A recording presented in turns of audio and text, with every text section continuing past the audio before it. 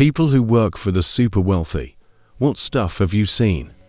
Had a client who purchased a newly built penthouse apartment and wanted a jacuzzi on the balcony. It would have meant a structural column was needed in the middle of the balcony below, which the contractor who built the apartment block wouldn't go for as it would impact selling that apartment. Client buys the apartment below, approves the column, jacuzzi is installed, and then privately sells the apartment below. Voila, problem solved. The owner of my company had a customer pay off a giant debt by signing over a yacht to him when he went to the marina to get the storage info transferred to his name and saw how much it cost to store the yacht there. He bought the marina, pumped a bunch of money into the Malibu City Council in order to change a few seats. This would allow him to have the local ordinance changed so his front doors could be taller than 20 feet. My brother-in-law builds custom homes in the redneck Riviera belt of Florida. One day, he called me to come over to this $15 million beach house he was doing a complete remodel of. He was the original builder. He asked me to bring my truck and trailer. I show up, and he walks me through all 4 floors. He then says, "The owners have removed all the stuff they want to keep. She has told me to dispose of everything as I see fit. Get what you want.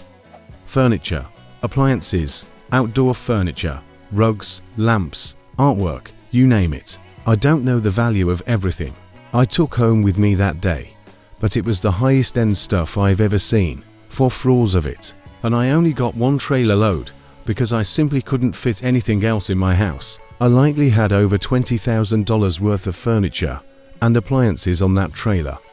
Jeweler here. Some random client quotes. Client: "So I have some gemstones that have just been collecting dust. Pulls out about a dozen amethyst, citrine, smoky quartz, most an inch or more across. What can we do with these? Can you make a crown?" No, not a little flimsy fake one, a real one. Me, makes a £5 silver and gold crown. New client: "You're going to see me a lot. This is going to be my new addiction." Me: "Okay, I'll bite." What was your last addiction? New client: "Collecting fully grown trees. I had 45 transported and replanted on my property last year." Client: "Have you seen my new car?" Me: "I've not." Client: "They only made a few." Points out the window at a new navy blue Bentley. "I didn't like the interior, so I had them replace it all with bright orange leather. They added a plate inside with my name engraved on it. Isn't it cool?" 55-year-old client: "I want everything pink. Can you tell I'm obsessed with Barbie?" And laughs. "We're even building a pink house. I want my engagement ring to be all pink." Me: "I can make it in rose gold." Client: "Great. Do you have any pink diamonds?" Me: "Not in stock, but I know of a supplier who has one." Client: "I'll take it." Me: "It's a natural argyle pink. It would be about $220,000. Client: "How soon could you have it ready? Can you add more pink diamonds to the sides?" I did carpentry for a summer to save up money for school. We would go to huge mansions and amazing houses that needed work done. Usually easy stuff, decorative things, so most times it would be 1 to 2 days of work. Most times we would work, the family would be home. It's not a problem, very normal. Once a family had kids, they watched a TikTok video on what poor people eat, and it was about how to cook things like 10-cent ramen and bread with sausages to make hot dogs. They laughed and thought it was fun, so made the food to try in the kitchen. They hated it all. This was the food I grew up eating my whole life. That packet of ramen was the same as the dinner waiting for me at home. The CEO of the company I worked for was the founder's son. Not an unintelligent guy for the most part. His dad made him start with the most basic jobs in the company and work his way through the different departments.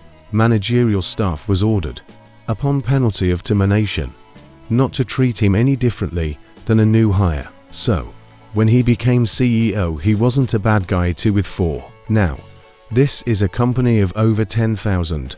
One night, I'm working overtime on the late shift and we get this call. "Hey, you guys, got electrician?" The guy's clearly drunk. We have no idea who it is or why he's calling our maintenance engineering group. We ask who he is, and he informs us, lightheartedly. He wants someone to take a ride to his house and figure out why the internet isn't working. This is an hour drive away. I volunteer. I was bored off my nut anyway. I get to the house. Entry gate is smashed. Section of the white horse fencing is gone.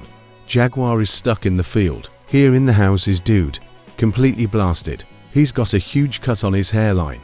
Are you okay, boss? I'm fine. Why? He asks, blood literally caked on his face. I accompany him to the bathroom and help him clean himself up, wash off the gash and put some bandaging on it. Then I corrected the internet. Unplug. As I'm walking out, he asks me to do a shot with him. I comment, worried about my job, that it might be a bad idea. He agrees and hands me the bottle. Take it home and do a shot later. Keep it. When I get back to work, I look the stuff up. Never heard of it. It's a $1,500 bottle of scotch. The next day I'm at work early, about 11 in the morning. He comes walking up. We're not going to be talking about last night. I tell him it's all good, awesome. A little bit later, I get an envelope. There's a check attached for emergency tech support $5,000. I often do work for the wives of wealthy professionals. The thing that has always stood out to me is that if I tell them that something they want isn't doable, they respond with literal confusion. It isn't anger, it's confusion.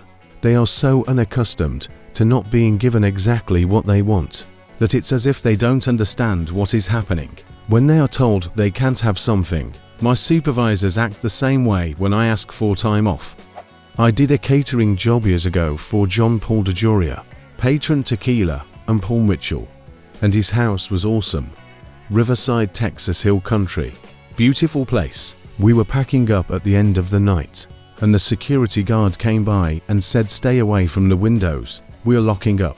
We said okay, and about 5 minutes later, these metal drop-down armor plates came out of the roof, it seemed, and covered each window and door. Thick metal plating armor. Worked as one of 4 full-time groundskeepers at a large estate.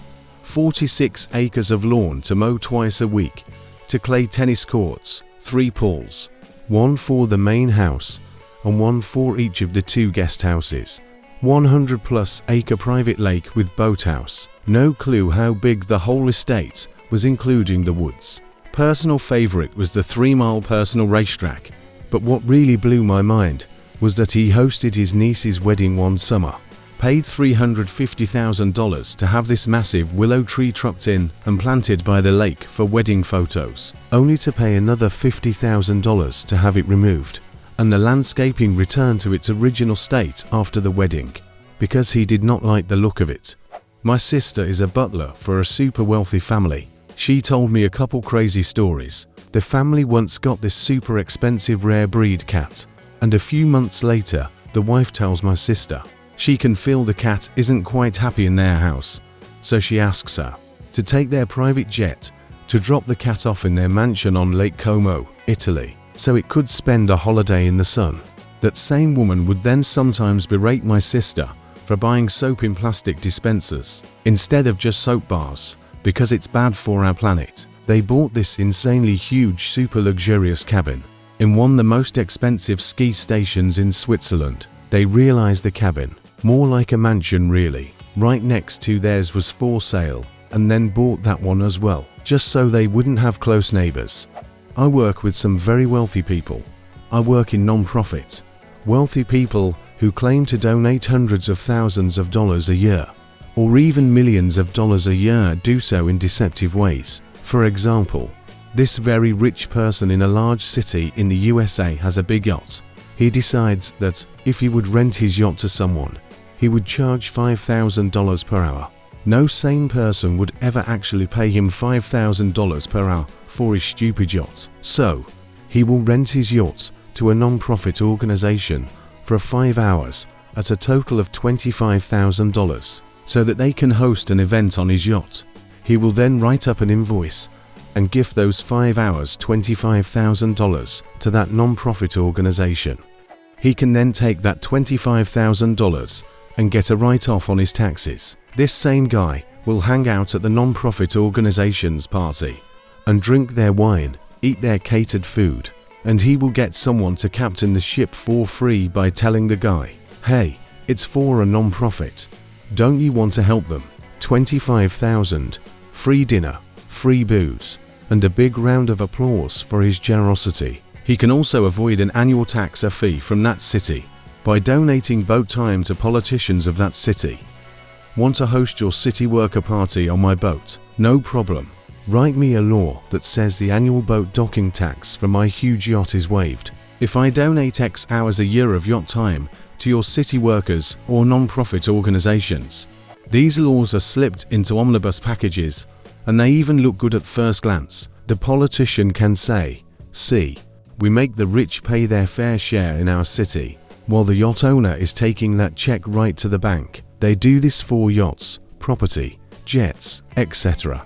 Then they can go around saying they donate so much money to all these non-profits. They can charge rates nobody in their right mind would ever pay, because the IRS will pay them on tax credits, and none of this is illegal."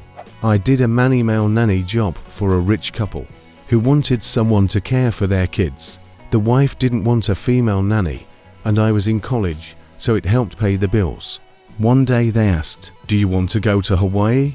Turns out the company that the husband was the CEO of was doing an executive retreat in Hawaii. Instead of finding daycare in Hawaii for their kids, they thought it'd be easier to just pay for me to fly to Hawaii, care for the kids during the day, and then have my evenings or their family time free.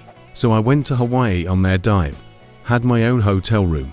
They paid me for my time and gave me a large stipend for my own food, entertainment. I ended up with pretty much every evening off, so I got to spend it. During the day I brought their kids to the beach. We went hiking and did some touristy running around. On top of that, they gave me $5,000 in spending money in case any of the kids wanted anything. I had to show receipts, but when I tried to turn in the receipts, the wife just said, "Oh, don't worry about it. It's only a couple grand," and never verified how I'd spent some of that money. I couldn't tell if she just trusted me implicitly by that point, or if she truly thought the amount was so small it didn't matter. They were a really nice family, just very well off, which made just spending money on any problems the easiest answer. I actually got invited to the oldest daughter's high school graduation because she considered me a friend. Never work for millionaires. They're just trying to prove something. Work for billionaires. They know what they want and will just pay what it costs to get it right. A caretaker getting paid 6 American figures for keeping up a multi-million-dollar house that gets used to weeks a year. I dated the heir of a family worth billions. He had a black Amex that was paid off every month. He never knew who paid it or anything like that. He regularly planned vacations that cost $50 to $100K, usually to super remote areas. Waking up every day with nobody expecting anything of you makes a person weird. He was a very kind person, but just out of touch. Feel free to share in the comments your stories about the unusual things the wealthy do. Check out our other videos, like the one about people making the worst financial decisions. And don't forget to subscribe.